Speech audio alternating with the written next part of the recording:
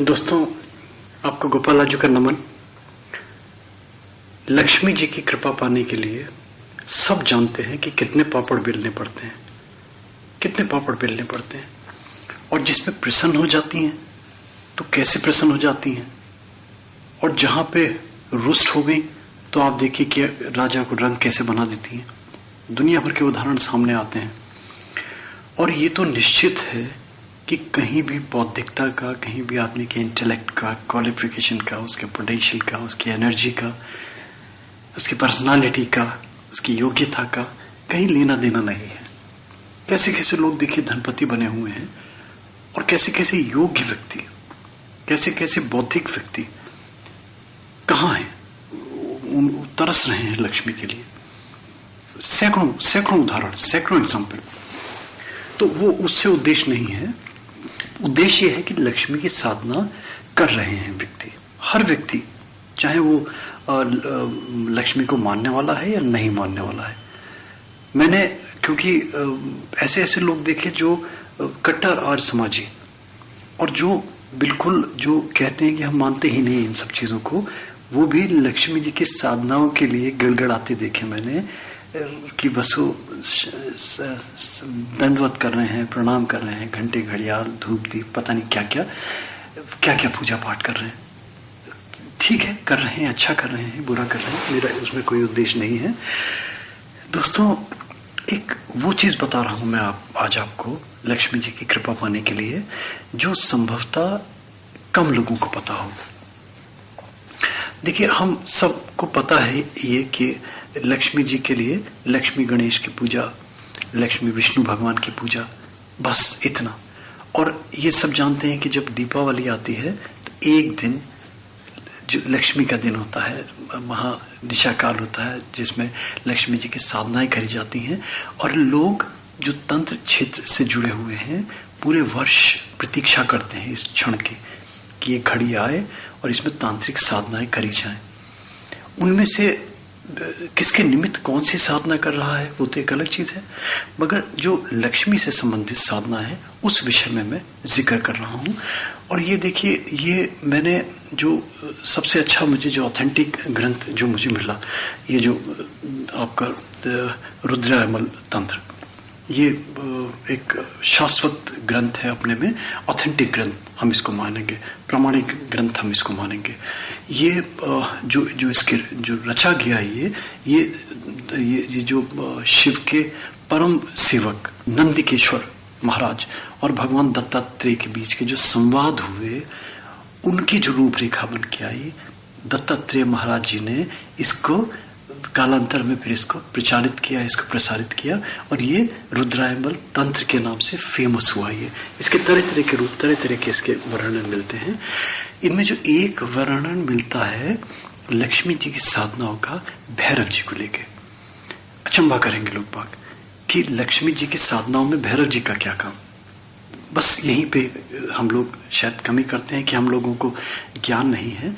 देखिए, लक्ष्मी जी की साधनाओं में भैरव जी की अहम भूमिका है, बहुत ही अहम भूमिका है, बड़ी इंपॉर्टेंट रोल प्ले करते हैं इसमें। वो लक्ष्मी की साधनाएं, चाहे वो ऋण से संबंधित हो, चाहे वो प्रॉस्पेरिटी से संबंधित हो, चाहे वो लेनदारी देनदारी से रिलेटेड हो, चाहे दरिद्र नाश के लिए हो, चाहे वो अप्रत्याशित धन प्राप्ति के लिए हो, चाहे वो डिस्प्यूटेड प्रॉपर्टी के लिए हो, चाहे वो डिस्प्यूटेड मनी के लिए हो, चाहे वो ऐसी चीज़ों के लिए हो जैसे कोई प्रॉपर्टी बेचने जा रहा है, बिक रही है, मगर जो एक्सपेक्टेड आपकी रेवेन्यू है, जो एक्सपेक्टेड आपकी जो मनी है वो नहीं मिल रही, उसके मुंह मांगे आपके दाम नहीं मिल रहे। मुंह मांगे क्या, मुंह मांगे दाम से भी 50% से भी कम मिल रहे हैं। ऐसे बहुत सारे एग्जाम्पल आते हैं।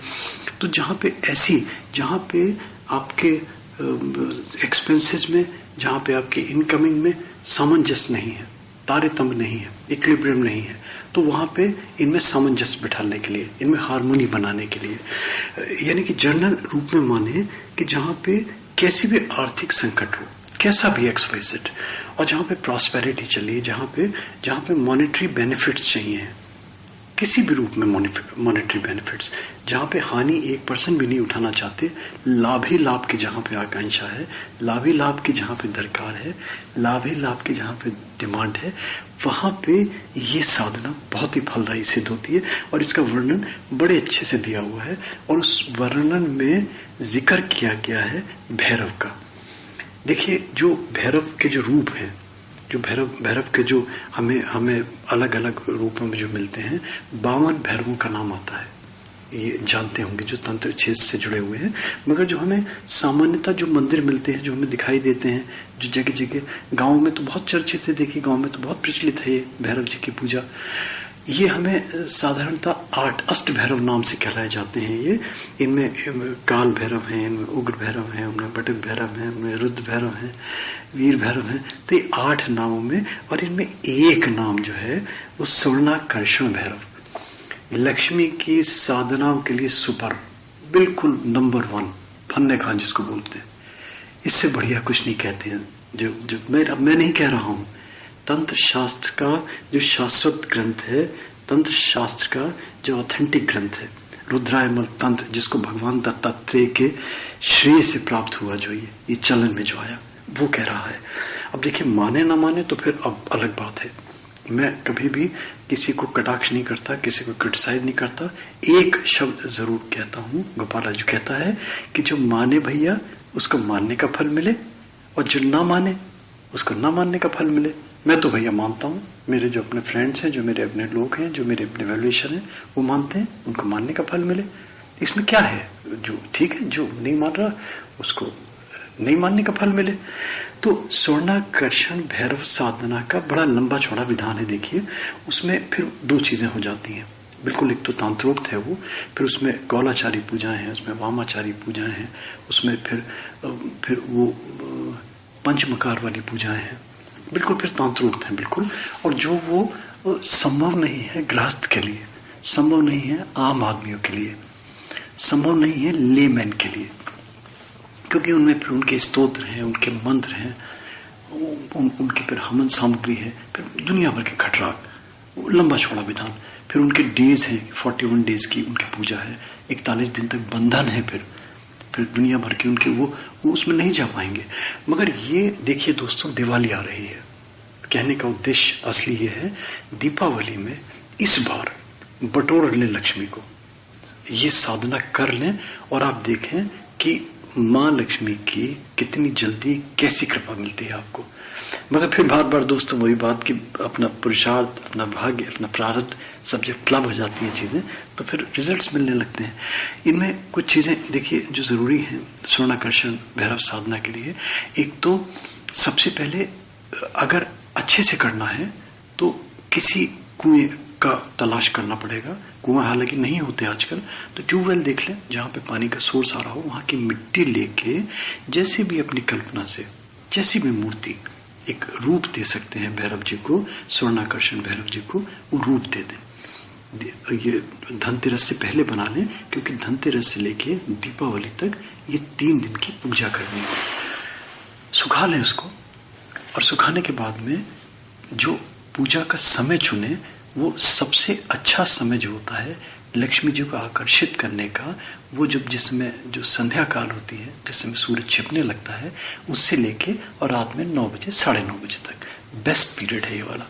कोई एक स्थान चुन लें अपने घर में, और अगर कोई सिद्ध भैरव जी का मंदिर मिल जाए 3 दिन पूजा करने के लिए, तो बहुत ही अच्छा है।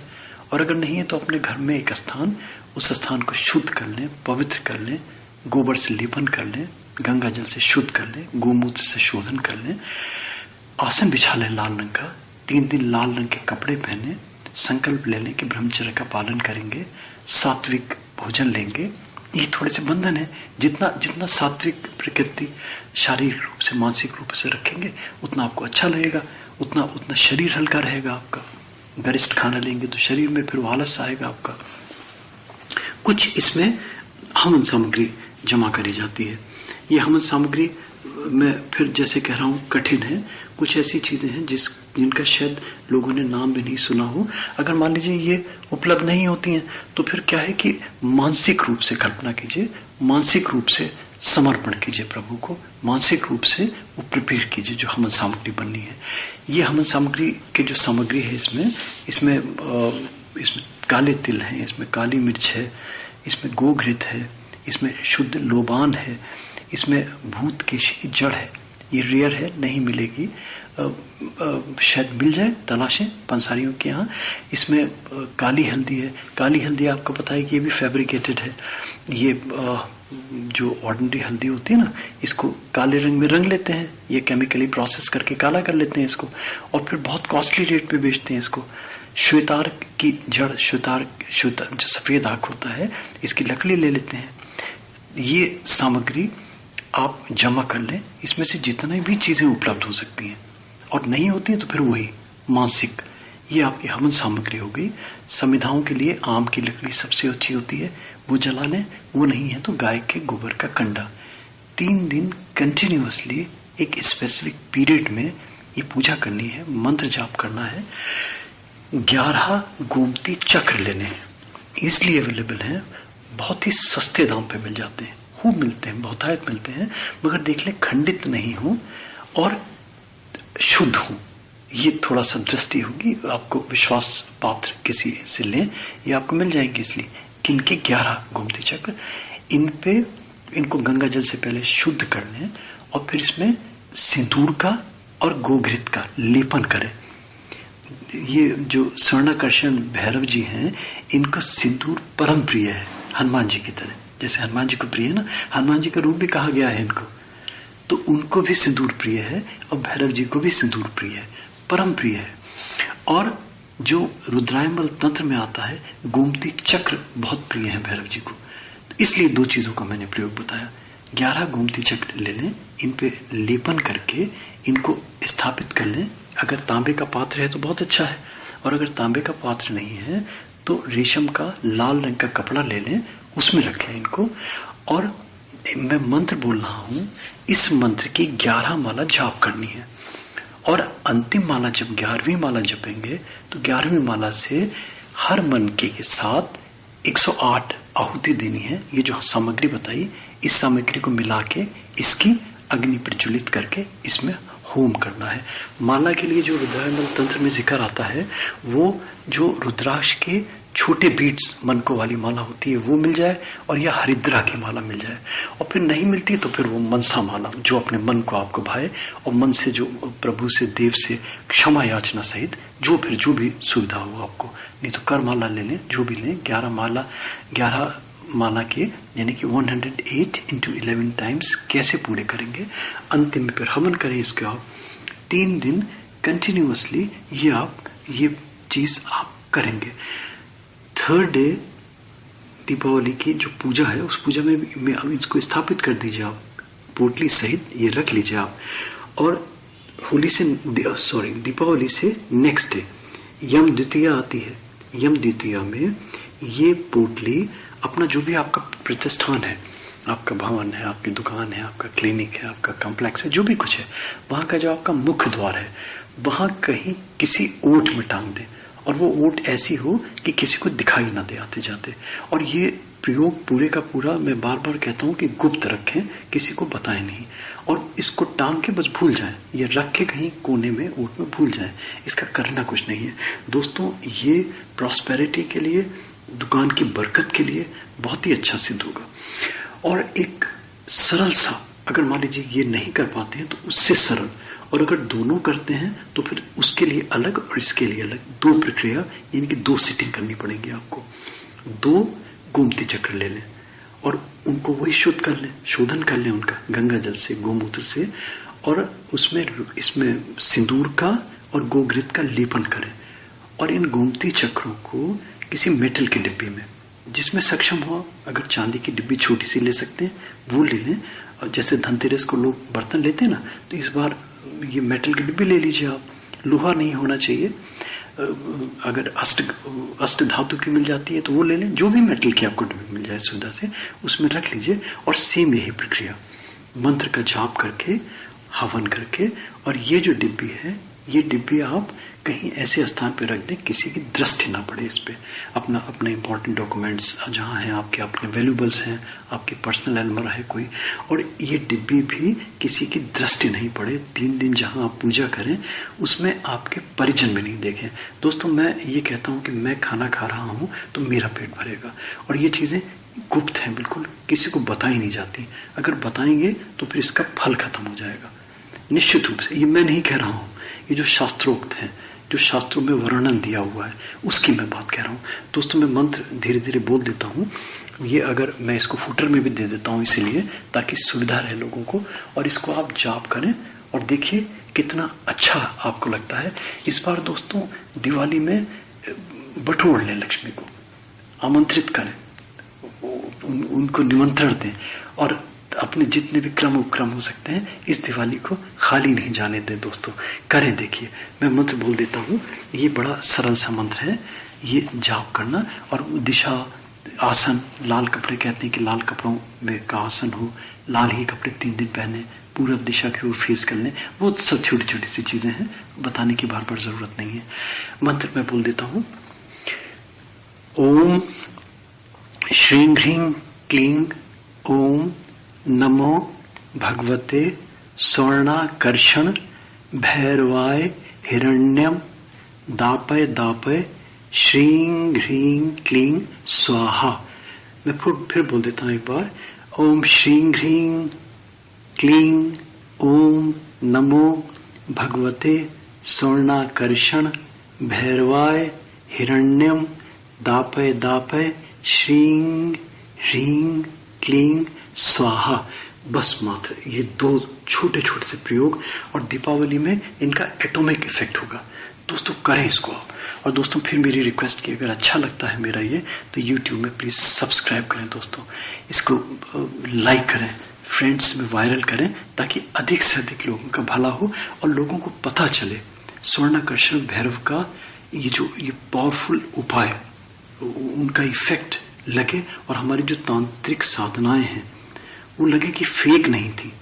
मैं फिर वही कह रहा हूँ कि फेक नहीं थी, ये कहीं ऐसा नहीं लगे कि ये अंधविश्वास वाली श्रेणी में आ रही हैं। अगर ये सब चीजें हमें हमारे जो हम तो अपने आराध्य मानेंगे शिव भगवान से ही कहीं ना कहीं उद्धृत हुई हैं, किसी न किसी रूप में ये तंत्र मंत्र यंत्र कहीं ना कहीं आके उसी रूप में, मगर उसका रूप बिगाड़ दिया आज। तो उस रूप को सुधारने में गोपालाजू लगा हुआ है, उसमें मदद कीजिए दोस्तों, अच्छी अच्छी चीजें मिलेंगी आपको। Thank you, thanks once again for hearing गोपालाजू।